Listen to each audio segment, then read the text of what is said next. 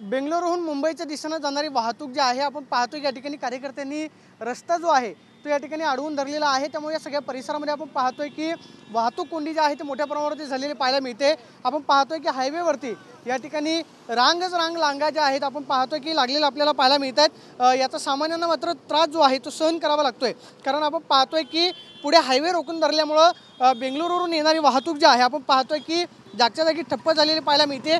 काल या सगळ्या परिसरामध्ये झालेल्या अपघातामध्ये 8 जणांचा दुर्दैवी मृत्यू झालेला होता आणि या मृत्यूला आपण पाहतोय की इथलं प्रशासन जबाबदार आहे अशा पद्धतीचा आरोप स्थानिकांचा आपल्याला पाहायला मिळतो। आणि आपण पाहतो की या सगळ्या परिसरामध्ये जवळपास 1 किलोमीटरपर्यंत आपल्याला रांग जी आहे ती पाहायला मिळते। या सगळ्या परिसरामध्ये यांनी तिरडे आंदोलन जे आहे ते केलेलं होतं, मात्र कालचा अपघात इतका भीषण होता की CNG 4चाकीला आग लागल्याने त्या आगीमध्ये 5 जणांचा एकाच गाडीमध्ये होरपळून दुर्दैवी मृत्यू झाला, ज्याच्यामध्ये 3 वर्ष बालिकेचा समावेश सुद्धा होता। मात्र आपण पाहतोय की प्रशासनाचा धिक्कार म्हणून या सगळ्या नागरिकांनी या ठिकाणी हायवे जो आहे तो रोखून धरलेला आपल्याला पाहायला मिळतो आणि या सगळ्या परिसरामध्ये वाहतूक कोंडी जी आहे ती झालेली आपल्याला पाहायला मिळते।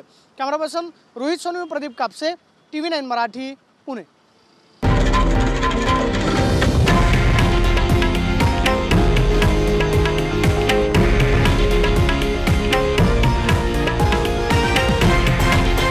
हे आहे देशातील नंबर 1 न्यूज नेटवर्क आणि आपण पाहत आहात TV9 मराठी, एकमेव।